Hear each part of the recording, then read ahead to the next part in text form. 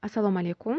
Bugun sizlarga energiya yetishmaganda qanday yo'l tutish kerakligi haqida gapirib bermoqchiman. Har bir insonga o'z orzu maqsadlarini amalga oshirish uchun albatta energiya kerak bo'ladi.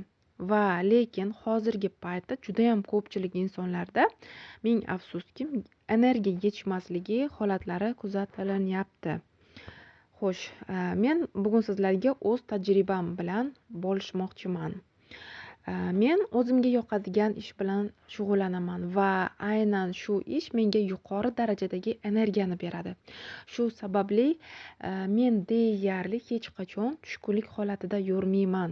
Kun davomida insonlarga maslahatlar beraman, seminarlar o'tkazaman. Odatda bu kabi ishlar insonni charchatishi mumkin, lekin menga aksincha kuch-quvvat bag'ishlaydi. Shijoatim yanada ortadi. Deyarli har bir konsultatsiya oxirida mijozlarim kayfiyati ijobiy tomonga o'zgaradi va ular menga o'zlarini samimiy tilaklarini bildirishadi. Aynan mana shunday iliq va chin yurakdan aytilgan tilaklar menga yanada ko'proq kuch bag'ishlaydi. Doimiy ravishda energiyaga boy bo'lganim uchun kayfiyatim ham doimo yuqori bo'ladi. Bu holat albatta meni oilamga, farzandlarimga ham ijobiy ta'sir qiladi.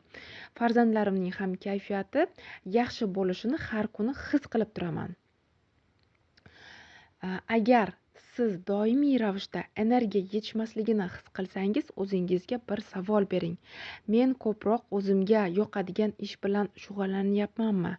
Agar javob yo'q bo'lsa, unda energiyangizni ko'tarish uchun albatta sizni qiziqtirgan, yuragingizga yaqin ishlar bilan shug'ullanishga harakat qiling. Mana shunda ko'rasiz sizda energiya qay darajada oshib borishligini. Va shu bilan birgalikda agarda siz doimiy ravishda o'zingizga nisbatan mukammallikka harakat qilish bo'lsa, ya'ni o'zingizni boringizcha qabul qila olmasangiz, ichingizda doimiy ravishda o'zingizni ayblaydigan bo'lsangiz, o'zingizni doimiy ravishda tanqid ostiga oladigan bo'lsangiz, aynan mana shu holat ham sizni juda ham ko'p energiyangizni olib qo'yadi. Shuning uchun ham harakat qiling o'zingizni boringizcha qabul qilishlikka. Va mana shu holatda ham juda ham tez orada sizni energiyangiz juda ham yuqoriga ko'tarilib boradi.